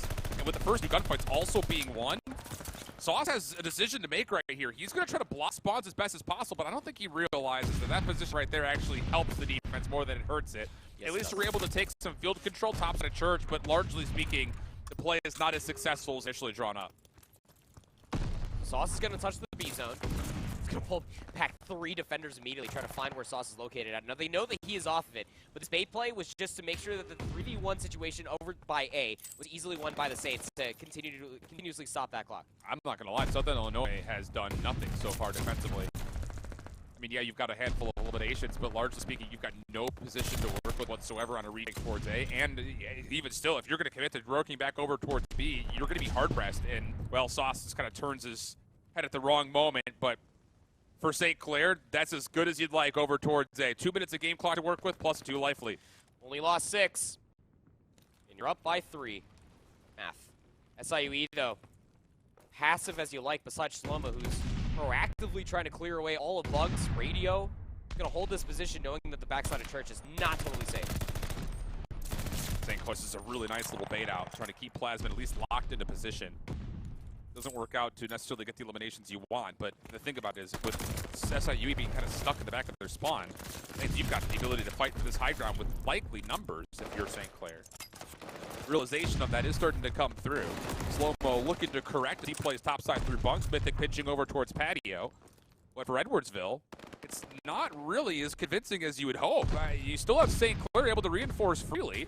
And now that you've got another setup hit with numbers to concentrate, Mythic's caught off guard. He's not even looking towards the guarded alley. So Sauce gets the double. Brandon's going to find one more in the backside. And St. Clair on the B zone with some spawn control, forcing SIUE to spawn all the way deep towards Fields. Now, luckily enough for you, if you are an SIUE fan, Shlomo was able to get inside top green, was not immediately contested, and that means that that push will come to an unfortunate end. But you already found that one segment of progression. Or no, just short of it. Sorry, I thought it went through. That's massive moments right there. A little bit of a fumble, in my opinion, for St. Clair Saints. You want to make sure you constantly have a player trying to guard away that top radio position. Well, I was about to say, even if you don't get the first tick of progress, he did a lot of damage to the line if you're St. Clair, but look how convincing SIUE are on the response. Full high ground control. You've neutralized the light count back down to 3. Testy challenge from Plasmid, but on 4 in a row, he feels good enough to take it. Good follow-up with his teammates to cover his back. And now Plasmid off the region can get back to work as he looks for possible streak attempts. Finds the feet of Priestley. Now on 5 in a row, Slow-Mo's hitting a pinch from the backside of Fire, and that will allow Plasmid to get one off a glide bomb. 10 plays, 8. First numerical advantage for Southern Illinois, and Plasmid's going to hold the corner, hoping he get blessed with the 7th kill. Doesn't seem like one's going to come their way. Bottom side of Church, regardless, that is still an impressive streak, to say the least. Mythic will call out Gorilla's positioning. Gorilla's on the zone. Wait. He's going to solve things out. Wait, they're finding kills. Yeah. They're finding map positioning as well. This is very doable. Plasmid, if he's not careful, he's going to get caught from behind. St. Clair now have the numbers. 2.9, 3 members on. They're going to stack for the second tick of progress. Can anyone touch? D-Day's able to get here to contest, but he gets shut down. 3rd tick of progress on the way. Plasmid with one off the respawn. You got to get through Gorilla. And they will just in the nick of time. 2v2, Brandon sliding forward, but doesn't get the touch in time. But goodness, did St. Clair ever give themselves a chance with literally backs up against the wall for their first attack? Got a little bit too comfortable for SIUE there, didn't it? Where they thought that they had the round just completely all done and dusted. Never count out these Saints, man. They will absolutely make you feel it. They make that push, sustain itself, get themselves on that B zone, and they clear away all the top radio in between. 5 ticks total progression. That is the benchmark being set that SIUE need to answer on this offense. Good start here for the Cougars. Right on into the A site without much concern. And kills to boot. Very well done here. Gorilla the only one to really find a response, but he's playing midside Church and needs to lock down this position. Sauce is hitting a long route, and this is being somewhat watched. Sauce still forces the gunfight, and as he drops, the A zone will be collected, and then there is now there's a year worth of time here for Southern Illinois to play for this B zone. 2:15 on the clock. 2 minutes 15 seconds in an entire year. You heard it here first. 12-5 for Plasmid. Or all short of streaks. D-Day is going to be able to find one over inside of the top field. That should open up the backside of Church. Gorilla's going to throw an early shot. Now, SIUE, they already were probably aware that there's going to be a player back here. They're looking to deal with it. Shoulders being thrown by Mythic. This is not a bait switch setup. Nades now coming through. Gorilla's able to avoid a lot of that. While this is all being set up, very slowly, mind you, Sauce and Gorilla are still getting the assistance they need to make sure there is no heft in any form towards B. I mean, these are way too clean. If you're looking at this from Cougars' perspective, I mean, come on, do something with this forward position towards Church, because all of a sudden, you miss out on the ability to farm kills off spawn, and look at St. Clair. With the clean wins, they're already back into high ground control. Need some of that explosiveness to come out from SIUE. It's going to connect on a slow-mo, so they're aware that there's at least a player over here by top patio, but St. Clair, passive as he look on the backside, it was just setting up that Braden was going to commit towards the flank, finds the third with the pistol. Oh, and they know where the last player is at as well. Won't be able to find it. Slow-mo finds 2, so that is going to provide a lot of space for SIUE off of the respawn. Yeah, absolutely can. And you've got the ability not just to hold the high ground, but you can actually stop St. Clair from repossessing with the right focus towards topside Church. Priestley called the nade out. Hold on a second. Now there's a couple of convincing kills from the high ground, and Southern Illinois get a chance to set front of the B zone. A lot of focus for backside column. Gorilla feeling antsy, gives up his high ground spot from on top of the truck fender. Brandon looking to follow up, but he's caught with a stun. So all these kills are looking great for Southern Illinois. Priestley still looking to force. He's the last defender that's here. Gorilla helping out through Church side. But Slow-Mo's kept his life on the back, and he's going to keep the patio open. St. Clair has to retake from Church. They're going to come down the Church ramp. They have no idea where Slow-Mo's at. On a 4, in towards the back. Respawns are coming through. Reinforcements are coming out of P5 as well. You need to clear radio if you are SIUE. The thing about it is Brandon's really not in a position to contest radio. He's just playing stair side, and Slow-Mo's going to read this. First kill onto Sauce is good. Slow-Mo keeps his life. The help from SIUE is perfect. Priestley stuck outside of the truck, but he still gets the right help from Gorilla. Mythic now. The next one called upon. He's going to make the play backside column. Plasmid here to assist, but it's only him. And as he drops, the attempts of SIUE to touch are going to have to be desperate through Church. You're going to have to start flying. Sun's going to connect at least on the Sauce. That's just slowed things up, but the gunshot's still there. All fights being won. SIUE not going to be able to get over towards this B zone in time for this player. Will be D-Day. They can't even get down the ramp in time. That got scary. Not as scary as SIUE's previous defense just looked like, but equally as scary, if not just short of it, because the reason being is, again, if you don't find that trade on a slow-mo, there's no reason to try to force that trade when you already saw him cross inside top radio. You almost can just let him exist back there. You had a player on the backside of the truck of column, and you had a player coming off the respawn to clear away and get side top church as well, because you knew players are going to come through the middle of the map. Let them just live there and just hold the position. Don't give up too many positional errors for any team to be able to take an advantage. One tick lead is what St. Clair have going into this next offense. Literally fractions of progression from getting the second tick. So small advantage for St. Clair, but defensively, this third round, SIUE have done very well around the A zone. Good corrections though from St. Clair. Will reclaim the large majority of the middle of the map, but Plasmid holding his life doesn't just do that. He actually gets a second. So now numbers of the Cougars can still come through and establish pressure towards A defensively, but Brandon somehow, some way finds a way to collect two, and that will lead to St. Clair likely getting this A zone with a second tick done, and SIUE really not in any sort of a position to try to reclaim this unless nades can connect. Well, Mythic does well to find two, one with the grenade. You saw Brandon, who actually has the full read. Wow. Mythic! What the shots were those? Gonna be able to take down Brandon before the A zone gets fully converted. So no, it's just 60 seconds. Quite yet. Lot still even up 21 apiece. Oh, with these swings coming out for SIUE, there's an opportunity with numbers to actually now start to deplete. You got Slow-Mo kind of playing gatekeeper to make sure there's no stretch towards B. Defensively speaking, this is perfection from SIUE as far as the setup is concerned. 4 in a row for Mythic. Gets number 5. Free Fire looking for more on the corner, but there's no trade to come, at least not as of yet. Stun will land. Mythic stays alive. And Gorilla, he's going to get taken down. 6 for Mythic. On the backside of mid, Priestley shuts down the threat of streaks, but still, defensively speaking, SIUE are very comfortable. After completing that last segment of progression, 20 seconds remaining, desperation surely starting to set in for St. Clair. They're down by a whole set of respawns. They're just going to look to stack this third segment of progress. If you're SIUE, you do not recontest that. That is a smart call. You hold your life lead, you try to hold positions, and maybe see if you can get a couple exits, especially with Shlomo trying to commit towards this fight. Yeah, you should absolutely be able to deny any quick rotation here if you're SIUE, but Sauce, middle of the map, he actually baits Plasmid to come back towards him, so St. Clair are going to have a route now. Just down 3 lives. Still plenty of time on the clock to make a hit happen, but you need to flush out these SIUE defenders on the backside of the takes, and they do so just as immediately upon being called on. So 3 in a row for Sauce. The play around the world is looking good. Priestley on the site will stop the clock. 3 defensive members of the Cougars coming through Church Alley. Sauce looking to follow up, but isn't able to get more than just the first, and things will once again start to trend back towards SIUE's way. That could have gone completely disastrous. 36 seconds remaining. Main gain here. If you are St. Clair, you already have a tick progression advantage for round 5. So want to make sure you can try to stall out this zone. Yeah, teammate comes through, keeps Gorilla weak. He'll be cleaned up. 25 seconds remaining now. With just 1 respawn remaining, I don't really think St. Clair has an option to be able to convert this offensive side, not unless Future Gang Sauce goes crazy. SIUE is all over the map. They're very much so individualized. And with D-Day not able to help really from patio side, there's a chance for St. Clair can stop this clock. And a 3v6 is not the wildest odds you've ever seen in your life, but as D-Day stops one last reinforcement from getting there, it all rests on Priestley. A good second collected, and Priestley, good first gunfight, but nothing more. SIUE, really, honestly, a very convincing defense from start to finish. Yeah, I'm not going to lie. After I said that, and you're like, well, they're all over the place, I immediately got flashbacks to the first offense, and it was almost kind of the same idea. SIUE, much like myself, thought that they had the round secured, but isolating themselves, losing those gunfights as well, turning into 2 segments of progression for St. Clair on that B zone. So just going to be the full A conversion of what the Saints are going to be looking at.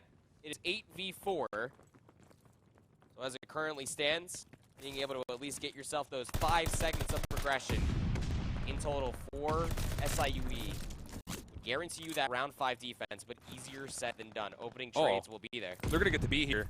That's an easy elimination. The clock can stop. Mythic is actually trying to push a little bit further forward. The problem about this is SIUE is really not full concentrated on what's going on over towards the B zone, and once again, it's kind of picked apart one by one. Slow-Mo still trying to force the play, can really do nothing. So Plasmid will have to kind of individualize and try to delay the St. Clair defense as long as possible towards A. He doesn't really have a look to get on towards B here, but maybe you can thin out the defense around A if you keep your life. Just keep touching it, and you keep pulling back more defenders, because then off the respawn, the Cougars can just constantly send more players over by A. They can deal with lurking players in the middle of the map. They can slowly work up these segments of progression. Plasmid was dealt with over by B, but but that was never the main goal. If you were able to get those kills and comfortably get that B zone tacked on over, that'd be great. But now you're looking at the same outcome of what SIUE more or less had in their previous offense. Just about 2 minutes to try to convert the B zone. That's absolutely massive for SIUE. You've already established a potential threat around the backs of Church. With Mythic winning a 1v1 in headquarters, you can allow them to connect through topside Church Alley. And maybe you could just catch St. Clair off guard by where are you hitting, because St. Clair has no idea. So I'm feeling frisky. He's going to try to search out intel with his utility. Stun will connect, nade to follow up. That will miss, but at least you've got the ability to try to contest this. Flooding forward, though. SIUE gets opener. Priestley looking to fire back. Tucked into a corner, though.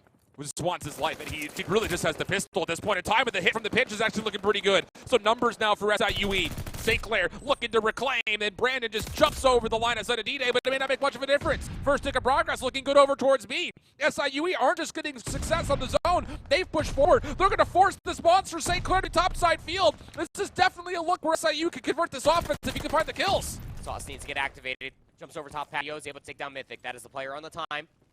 So second segment will not be fully completed, but you exhausted so much time. You have a 6 life lead with 1 minute and 10 left. Another push like that just to stall out the clock would be massive. Man. But they're playing the corners. They're making sure that SIUE do not get past mid-map for free. That is so big from Sauce. You win 1-1v1 towards patio, and then you cut off the reinforcements through P5. A key moment for St. Clair trying to recover the defense. They still have already sacrificed that first tick of progress, and there's a lot of time on clock. But where is SIUE trying to set up a hit? Brandon topside mid. Key gunfight win over towards Bucks. Gorilla takes down Slow-Mo, who was trying to push through, and SIUE can really only hold on to a little bit of contested high ground. That's about it. St. Clair have mitigated the life deficit. It's down by 2 now. It's the clock is their immediate win condition, just keeping SIUE at bay. Wiseman's top radio, so at least he can make himself known. Nice line of sight. That'll be the first on to Brandon. Next player that needs to get activated, you would assume would be Slow-Mo and you gotta go back, but they don't commit to it. You have to go right now. This play from the middle is going to force St. Clair to spawn north side. You've got your best opportunity to get back onto the site right here, but Gorilla with the double. He's able to open up a little bit of space for the reinforcements to flood through. Mythic pressured out and eventually chased down. A 1 life lead for SIUE, but their biggest opponent right now is the 10 seconds remaining on the clock. Stuns connecting. St. Clair trying to zone them away. Say, don't touch this B point. Just get the win defensively right here, right now. But as Mythic slid through, no! The play through top patio will deny. And defense will prevail once again. It's all evened up as far as segments are concerned as well. I'm not that good at math. You know this. I wasn't keeping track of all the kills. It's going to be interesting. I almost want to say that it should be SIUE on defense for round number 5. Wouldn't you know it, it absolutely will be. That is a tough break when you're looking at that from St. Clair. They had a massive offense to get those 5 segments on their initial. Now they have to win an offense, take the swing map mode here. SIUE, play as passive as you like. Wait for these gunfights to come to you. Try to fish out the opportunities. Great opening your first blood, and the Cougars are hard focused on trying to win the middle of the map. Mythic gets a great look at Gorilla. That will be a key position of fire, now claimed by the Cougars of Edwardsville. Boss confirms the first tick of progress. Goes prone and takes down our star player of Plasmid. But with that said, SIUE still hold numbers defensively. And the clock, she is ticking. Brandon, an opportunity maybe to try to stall this by hitting over towards B. The problem about this is Slow-Mo in a great position to fight back. A huge 1v1. If Brandon can find a way to take it, it would be massive. But no, not to be. And SIUE hold defensively around this hill toward B. And I love that coming up from SIUE. Again, you threw numbers to be able to try to deny that B zone, sure, because even just one player, you only said one, there's a very likelihood that that one player could end up finding that kill. So you completely give up the A zone, you let it go through. 60 seconds out and onwards the board, and you just hit yourself up for the B zone defense. But again, what has been struggle city for SIUE throughout their defense on this B zone is oversetting, isolating themselves, allowing St. Clair to be able to find these 1v1s and getting map positioning. Well, they're in a great spot right now. Slow-Mo is just playing staircase side, watching to see if anyone's going to enter into 5. Mythic could be right there to help if needed. So we will be called upon. Very patient. Priestley still denies, and Brandon helps out. Okay, so high ground control, and St. Clair are going to try to stretch forward, stop the clock. But a big gunfight win for Slow-Mo. Backside column essentially isolates Brandon. Oh, what a snapper that was, but isn't quite able to get the double. Sauce looking to follow up. Last Saint left alive. He's looking for Slow-Mo. Finds the bottom. Wait, does he? Okay, now he finally gets him. And wait a second, hold on. Mythic is playing a long route back through the middle, and for a second I thought maybe it opened up and out for St. Clair to get here to help, but they will be cut aside, and SIUE will set up their defense to the 5-life lead. Yeah, if Sauce was able to maybe finesse for another like 2 seconds at most, he probably would have been able to get the respawns, but it's just simply not going to be there. So they're going to convert this into church control. Now, SIUE are more than aware of this. You can see that Shlomo on map is going to hold this back position. And you also have Mythic. Got to remember, that top radio position is so key for offensive teams to be able to convert that B zone. It is a power position to say the least. Stuns are coming through. They know their players inside of P5. Nate's cooked up and sent out. That'll be good to take care of Brandon. Sauce on the back also falls. Slow-mo, one more to deal with. Not going to be equal to the task that Gorilla sets for him. 45 on the clock. Last 9 lives for St. Clair. And realistically, you just have to get real lucky from the front. Oh boy, hold on a second. No! D-Day shuts the play down quickly. He was the last defender left in place towards patio. Gets 2, reads that there's another nearby. And the Cougars are now on the hunt. Oh, D-Day just, golly. Little finesse game from him. And now with the last hope, St. Clair have to be able to hold right here. Only one more respawn. You got to play flawlessly. The kills are starting to come through. 20 seconds remaining. You got to fly.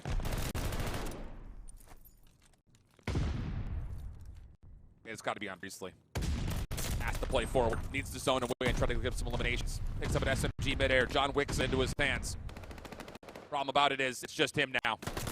1v8, not going to happen. And a key swing map in this series goes the way of Southern Illinois. And you saw it there for a moment. D-Day head towards the sky, says, thank goodness. Because that was a tight affair, honestly speaking, from start to finish. That really was. That had to have been stressful. Again, you know, as a player playing through control, not only, like, segments are obviously easy. Those don't go with the double digits. You don't have to take your socks off to count those. But to be able to remember the amount of kills that you have at the end of each individual round, doing that math, to guarantee yourself that round 5 defense, if it's all added up for segment progression, that's hard. That's very difficult to do. I truly did feel like SIUE were about to be on offense for round 5, but they win the war of attrition. They end up getting more kills throughout the entirety of those 4 rounds of play. They put themselves on a round 5 defense. And to be completely candid with you, going in towards that round 5, that was a lot more fundamental from them comparatively to what we saw on their previous defenses. Isolating themselves continuously, trying to make heroic plays, specifically out from Shlomo, was a lot closer to his team and a lot more insistent time, making sure that those trades were always there, making sure that they never allowed St. Clair to over-invest in power positions over towards the B-zone. A couple of great looks, though, honestly, from both sides offensively, but so far as we've been concerned on broadcast, we've only really gotten defense safe Northwood and those controls that we've had so far in the day. So for SIUE, a lot of it coming by way of our star student, 41 and 27 on plasma with nearly 5K damage, 33 of which were non-traded. And look how many objective kills he had. 15 on offense, all over the place, it felt like at times, and one of the key reasons why SIUE were able to put together a pretty solid look offensively of their own to, like you mentioned, at least tie up the tick progression. But what has been a tight affair from start to finish, we finally leave Tuscan, and now it's down to a potential double dose of Berlin. And for the side of St. Clair, here's the deal. Like, you have to be looking at the series saying we should be up not just maybe 2-1, but there was a really good look for us to possibly 3-0 this series. Now all of a sudden you're going into the depths of this pool, and who knows what happens here at the Berlin Hardpoint, because when we tally up kind of the trends that were established on Tuscan Hardpoint, St. Clair was in control really up until the last 3 hills. Yeah, they really were. I mean, they held that 50, 60-point lead for what felt like an eternity. And then something had snapped, and you ended up seeing SIUE almost like wake up in a way. And Plasmid started really shooting back. Shlomo was a big key point from that as well. When you come back to this Tuscan control, I think what you're mostly going to be looking at is that all 4 players now for this SIUE Esports roster are playing in fine-tune with one another. Certain moments of time we were looking at throughout that Tuscan hardpoint being like, oh yeah, Plasmid's going off. Shlomo at the end was critical to the success of SIUE Esports to win by 2. In the search and destroy, tough scenes. Tuscan control, though, everybody was doing their role to a fine tee. And you really feel like that fundamental level of playing Call of Duty needs to be exemplified, especially on a map like Berlin. The biggest thing, I think, when we have kind of a sample size to consider on Berlin Hardpoint, we've seen Bay State play it, we've seen Northwood play it. Both have put significant amounts of continual pressure on multiple points of the map. Yep. And I think that, generally speaking, when you look at how Berlin Hardpoint is played at the highest level, those are keys that have to be evident. But for these two squads, will they be here now? Because let's be candid, for St. Clair, as mentioned, their hardpoint has not necessarily been the best throughout their run in the regular season nor the postseason. Whereas for SIUE, those are characteristics that we could attribute to them trait-wise. So, I don't know. It really would be possibly one route here or there that feels like a variable could be the difference maker in this map. It just feels that way. It's hard for us to look back upon both of these two teams and their runs through the regular season or postseason and say, yes, Berlin Hardpoint will for sure favor this team or that team. It really just does come down to the decision-making on the day in the exact moments, as I'm sure we're going to have another tight one right here. Composure for the team's got to be there too, man. Again, you cannot be thinking about that map 1 entirely if you are St. Clair. That map number 2 was your momentum, but you also can't overthink about how you probably should be 2-1 up in the series. That I cannot stress that enough, how difficult it is for a lot of young competitive gamers to overcomplicate the situation. Should you be up 2-1? Yeah, we said it here on the broadcast, for sure. But you can't think like that going into a map number 4. All you can think about is playing your best Berlin hardpoint that you possibly can, because you have to force out a map 5. Yeah, I mean, again, when it comes down to it, for the specific team stats, it's tough to look at SIUE statistically and get a moniker of how things are going because you played Northwood first.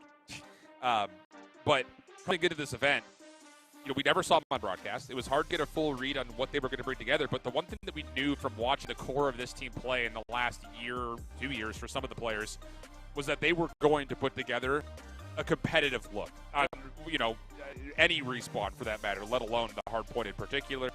And that much has definitely been true. I mean, the fact that you were able to come back at the margin that you were on map number 1 says enough in my mind. We're on the other front for St. Clair. Look, just to re-hit it, we talked about it at the top of the broadcast.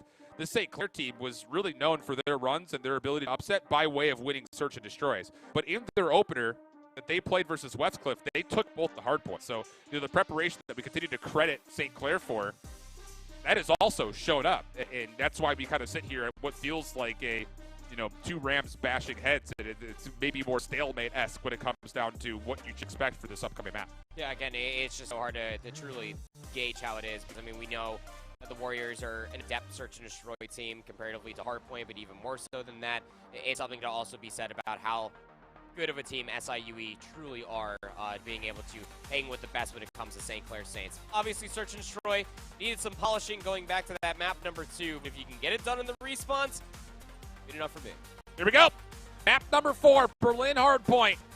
An elimination round 1 matchup. St. Clair backs up against the wall. Need both Berlins to fall their way, or they will see the Cougars move on in to play up against a very lofty opponent up next. That, I believe, will be the next matchup we broadcast. It's going to be the winner of this taking on St. Edwards. We'll see. From the front, SIUE looking to hold, and so far the first 2 kills great from Slow-Mo. And for St. Clair, just nothing working out in their first break attempt. Yeah, they came to find a kill. SIUE, flawless as you like to start things off on that side of the map. That's what you want to look at. Unanswered 20 seconds, and knowing that your flank is absolutely secure. St. Clair need to get activated here. Oh, they're just going to push back, though. There's just really not a great look. Yeah, anywhere on the map at the moment. Priestley's going to, I was going to say get traded, but hold on a second. Priestley for the double, looking for more than that, and actually gets a good piece of plasmid, but you will be cut down, and with that, SIUE flawless on their hold attempt of B1. With numbers actually already making their way over towards B2. The exit is going to be clean here for the Cougars as well, as Plasmid has the opportunity to actually work through train station. Oh boy, St. Clair find themselves in a very difficult position with kills continuing to go the way of Southern Illinois. St. Clair trying to punch their way out of this very dastardly situation. Drop down, find Slow-Mo, almost walk away with that kill on the sauce. That was a crucial kill. You do not want more space to be provided for the Cougars to work their way back inside B2. But just as soon as we start talking about that, Plasmid, who's on 4 in a row, gets in from behind, finds kill number 5, and is getting information galore to collapse on this B2 setup. Clinical! A clean break coming through right at the halfway point of the mailroom hard point. And it's all about, can Plasmid get 7? Oh, sure, why not? That one's as free as you like. How about more Plasmid? Goodness! 8 in a row eventually cut down, and even though the glide bomb is earned, St. Clair's going to take this. They still get back in, they fight for it, and well, the scrap time's going to be given as SIUE are more concerned with the rotation to fire and lobby. As they should be. If you lose this initial setup, you can glide bomb your way back in.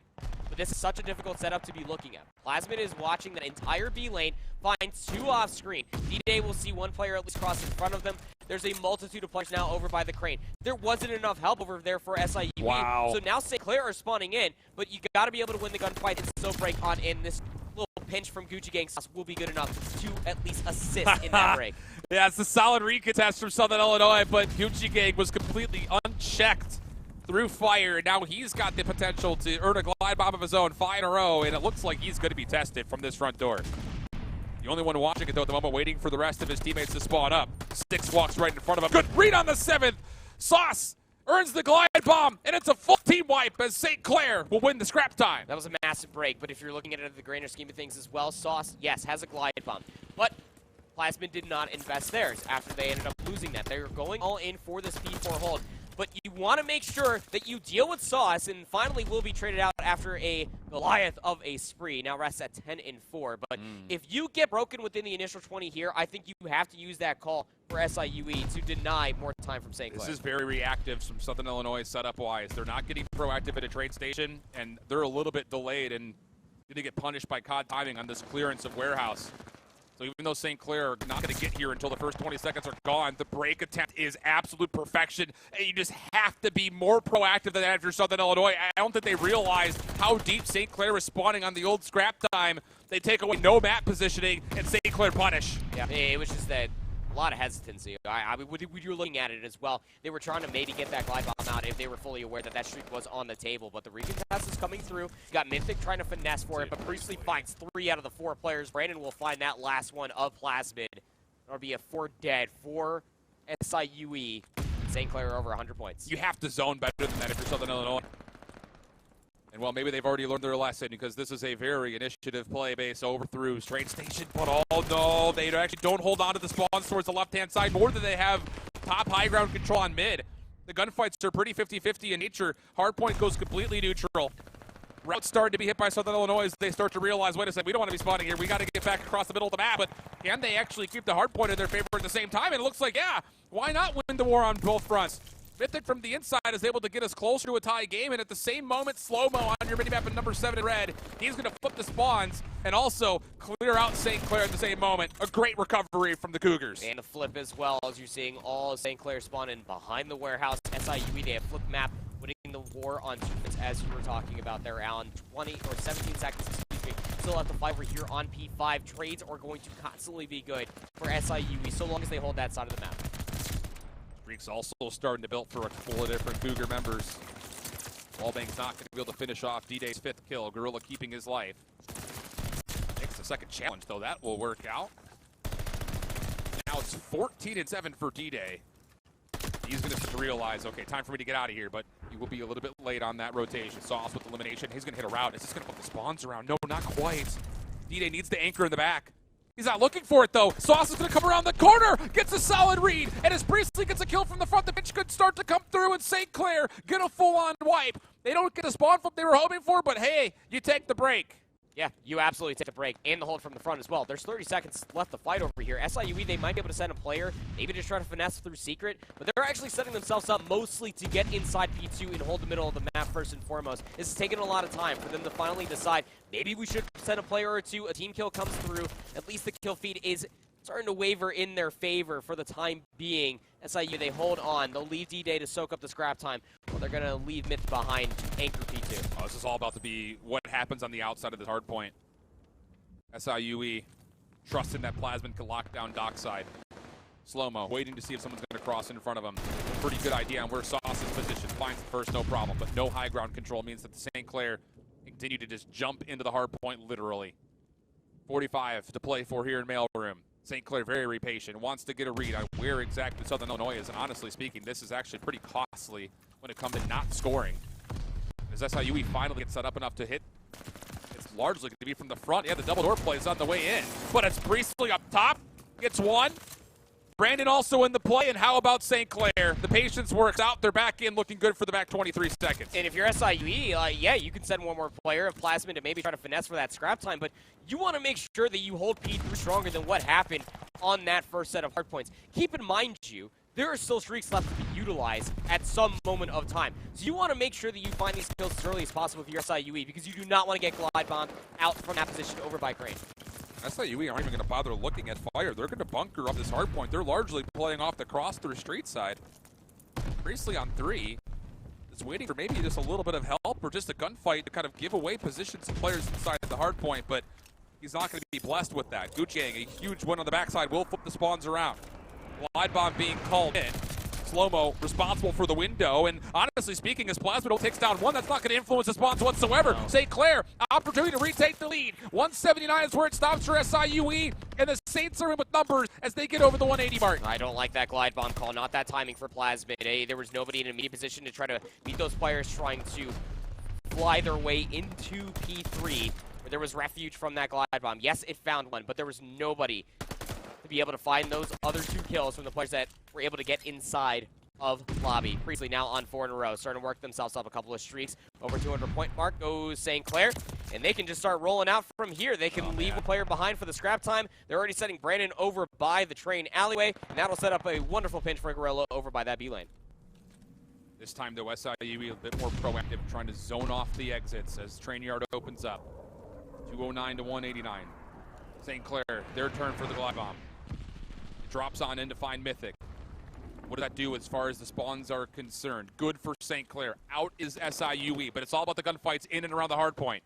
D-Day finessing on the backside of trains. Gets a good look at Gorilla.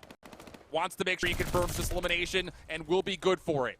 But St. Clair still spawning in and close by. Will have the opportunity to reinforce with numbers first. Brandon and Sauce with a couple of doubles. That might lead to an opportunity for them to get even closer to 250 off this hard point. 30, counting up. Can't close it out here if you are St. Clair, but you know SIUE cannot allow them to get all of this time. Oh, you don't have a choice anymore. No. None of the gunfights are going your way. Do you have another miracle moment in you if you're SIUE? Arguably, it may be more hard-pressed to happen with the 2 hard points we have coming up comparatively to what it was like on Tuscan. Slow-mo from the train station, tagged up, cannot fight.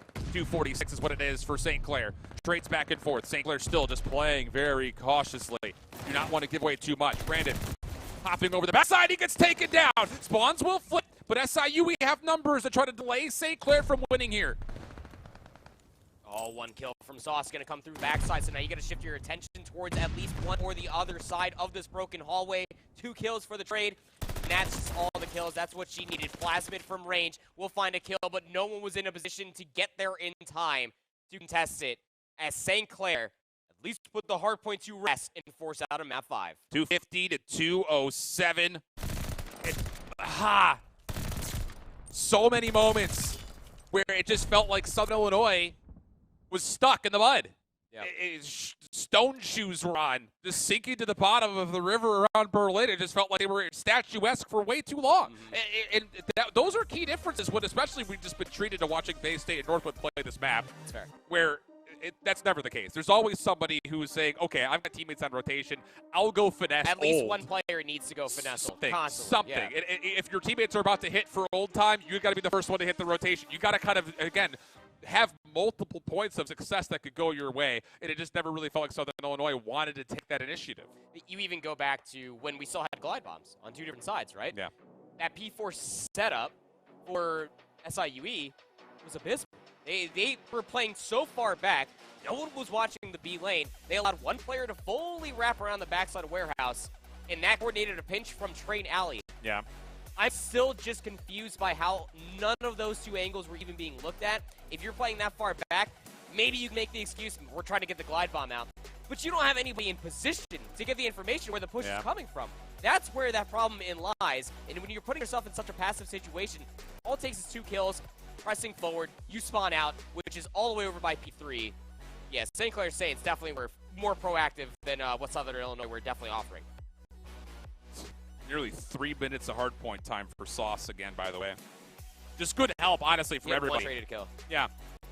It really is just good objective help from everybody from the side of St. Clair. Not to say that, you know, it was bad by SIUE, but I think the biggest thing is you kind of see the difference maker is Brandon goes 80 to 24 with only 11 seconds of hill time. So when we talk about who's going to be that guy, that's going to either try to, okay, you guys got new, I'll try to finesse old, or you guys are hitting old, I'll finesse new. It looked like Brandon was most of the guy from start to finish. And that role in itself, even though he doesn't find a terrible amount of kills, that's still, that role fulfillment is already a difference maker. So a key win for St. Clair, another tight map. But as mentioned, their hard point has gotten better and better and better and better since the postseason had started. But of course, that means we've got one more instance of Berlin. Possible instant classic here between these two squads. It's map 5 Berlin coming up at the backside of the break. Do not go anywhere.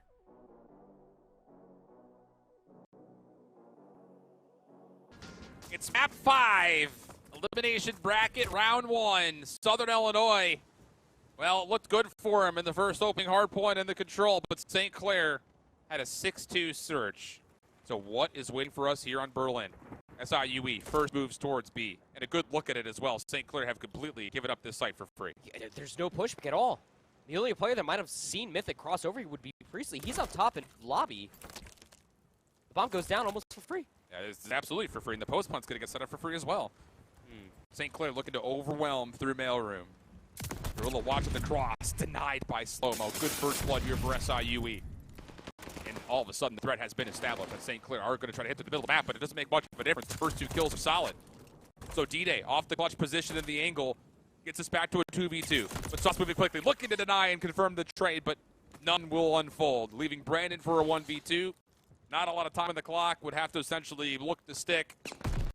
And as nades come through, D-Day will have his final word. 3 in the round for D-Day. I just don't understand, just defensively, how you give up the B lane for free like that. There had to have been some awkward timing where Priestley was looking at up inside of Fire. Didn't see anybody cross coming over. Normally you would end up at least having a player over the B lane, but the other B defender was over by the dock, so they were going to be able to watch them cross. They were probably crouched, slow rolling their way back up towards the HUD itself. Give up a lot of space for free. Now, need an answer in offense of their own. Brandon, that would have been tight timing. I don't think that they would have seen at least one cross, but with some cross back, that'd be great information regardless. St. Clair hitting the pivot, going to start rotating over towards A. Wow, Southern Illinois just loaded up in towards Fire and lobby. They lose first blood into Mythic, who was looking to play just outside the building. And honestly, this is just on a contact defense. Plasmin will get a look saying, yep, they are in the A site. Pre-fire and spam nearly allows them a chance to get us to a 3v3. Really, honestly, this is a defense by way of him just hoping that St. Clair's going to play it in front of you. He's going to stretch it. He doesn't even hold the angle to watch the exit. He's waiting for the push inside of the office. Does not come through. So now what do you do for the retake if you're SIUE? You already got Slow-Mo toying with the idea to go through the middle of the map. Throws out some shots. Now they're going to hit, try to commit towards the pinch. The thing about this is look how passively St. Clair has set themselves up. This hit from the front for SIUE could be clean. But it may not make much of a difference. Brandon absolutely smoked Slow-Mo. As D-Day tries to work his way forward. Maybe sneak for a defuse. Sauce has to check this. D-Day gets 5. But Gucci, he stops the defuse in place. He gets traded out though. Plasmid, can he get there in time? I believe he's got it by about half a second or so. Should be pretty comfortable for him, largely speaking. And so it will be. Plasmid able to clutch things up, and it's SIUE up 2-0 early. Wow. I mean, just immediately hopping on it, calling the bluff. You got to come check the time in that 1v-odd situation. Even Plasmid was rubbing his eyes there. I don't even think he blinked at the end of that round. I don't know how you would. But anyway, yeah, that was a big gunfight to be able to find Slow-Mo on the flank. That immediately secures everything. Now you know everything was going to be coming from the front. St. Clair should have had that dead to rights. Just the trade game, too strong right now for SIUE. 2 rounds in, both in their favor. See if they can win yet another round in a row. Initially getting themselves inside of the train station, leaving D-Day behind to watch the cross. Plasmid will pretty much guarantee that no one's playing over the top of the bomb side. So if as you're trying to enter clear, you should know that Sauce is playing somewhere in the corner. Oh, is the trade going to get there? It finally does, but Brandon's in the midst defensively. And St. Clair will win the opening gunfight, setting themselves up for a 3v2. Bomb Gear had dropped. Oh, but the help from Priestley is actually not enough. Brandon's a little bit stuck, but he does get back out through dubs. But as that happens, SIUE, full control of the A site. Just comes down to, do you commit here? Because you technically don't have to. Plasmid under pressure. It's on 4. I'm gonna pay for the timing here. D-Day's actually completely left Plasmid by their lonesome. Go back to the middle of the map. Oh and the timing is great. He finds Brandon. That's going to force out a 2v1. And you know where Gorilla was last located at. So now you can commit towards this plant. But are you going to expect Gorilla on this very fast flank? It's going to work out for him. The problem about this is Plasmid got head faked as D-Day found the kill through mid. So it did force Gorilla off. And now it's down to the 1v1. We get both perspectives. Plasmid, a good look, but oh, there's the gunfight come through. No! Gorilla's able to secure the 1v1, more than enough time to get to the defuse, and a key round early for St. Clair to keep this tight. Yeah, you needed that round to go down 0-3 versus this SIUE Esports roster, especially after you won map number 2 6-2. You needed that bounce back. What a heads-up call coming through to be able to work your way back through the middle of the map, immediately putting yourself in a position to be able to at least find one. To be able to then hit it that much further. Time was not on your side to clear all those different angles, not to mention all the different deaths that are in all the different fixtures, truly, that are over by the AS&D site. Beautifully done by Gorilla there at the very end, putting themselves on the board with the Saints. Quick hit in the mail here for St. Clair on their next offensive attempt. Sauce, though, tagged up by a nade, kind of has to hold his life a little while longer, and SIUE should have a pretty good idea. There will be a couple of Saints threatening this B site. Honestly speaking, the defense is going to hold this 2-2 split. And as D-Day starts to sneak forward, they may actually isolate the Saints over towards B. But D-Day a little bit itchy on the trigger finger. Not able to lock down Priestley. And that's enough for Sauce to say, I'm not comfortable enough to plan as of yet. Mythic challenging with an automaton. Still takes down Sauce, and now all of a sudden recovery for St. Clair. A bit hard-pressed as all 3 members are all across the map. Yeah, and that bomb just doesn't look very recoverable unless you find the kills required. Now Gorilla can get top 3rd. The biggest issue is I don't think they have any idea where Slow-Mo is located at. He's the player that could blow this up if he finds some timing in towards the back, but Gorilla's going to pass right behind him. They're waiting for the flank. And Slow-Mo's going to get blessed. He was holding a one-angle corner. He's going to see Gorilla re-wrap back over through fire. Now Slow-Mo can know he can shell this. Gets the opener. But loses track of Gorilla, who was able to isolate back to another 1v1. Time becoming a problem. And it's not going to be able to allow a plant to come through the long flank from the star student to Plasma to the backside. Collects the kill, and it's SIUE back up by 2. Massive call by Plasma to be able to go into the backside of the warehouse, not to allow any sort of clutch position to be upheld from the 2 players that were left. Because you know that they're one play. I mean, you found a lot of carnage over by that B hut. They were going to try to commit towards that B side, especially with Plasma holding corner that they did. I honestly just can't believe that when Gorilla left mail, he didn't end up checking to his right. Yeah. Such a tight timing. Another offensive attempt, 2-round lead here for the Cougars. Long-range shots to start things off for Priestley. Won't walk away with the first blood. Good damage, though. That is so aggressive from Slow-Mo, and it automatically puts the Saints in kind of a weird position. The problem about this, though, is that the opportunities for first blood based on the opening initial aggressive hit through mid was not found, nor was the angle to possibly catch the Saints defender over towards the outside of the B docks. So everything resets. Both teams essentially retract back to their corners and set up for another look. And for SIUE, with 50 seconds to play, they are making a step over towards B. Still have good mid-map control. It just comes down to, does Mythic actually get into the site, because it is being contested. Might be waiting for an exit. Shots are coming through. That's from his teammate, Plasmin, over watching this play. The second he tries to clear away the site, Priestley was holding the angle over by the docks. Good first blood. Gotta be more patient than that if you're Mythic. You have ARs all over you. And Priestley turns that into another. Oh boy, now Brandon on the cross long-range shots to Plasma. Not enough ammunition to finish the elimination, but largely speaking, it's fine. Priestley looking for the ace. Plasma caught, pistol in hand. Priestley will collect it. 4 kills come through, and it's St. Clair back to within 1 with potential streaks of the cards, and Priestley can keep this up. So necessary. Again, it just always feels like that when their backs are truly against the wall, they're able to end up winning out these battles. But again, as you were already talking about it, right? I mean, if you're Mythic, there's just no reason for you to over-aggressive in that position. You had so much time to either wait for some help, maybe wait for a teammate that had a stun or a nade, but none of which ended up coming through. Ended up getting the bomb carry of Mythic for free, cleaning up Plasmid. Priestley goes big. 5 and 4 on a 3. They're going to take their offensive virtues, go over towards A, and for SIUE, it's almost starting to set themselves up for another 2-2 split. This is blind for St. Clair. They didn't check the cross. This has to be a way of nades to get intel for St. Clair over towards A, and Plasmid playing outside the site is not going to be hit at all by any of this. So Sauce thinks it's going to be safe to play this. Plasmid does not try to check through the woodwork to see if he can catch a planter. Just going to wait. Yeah.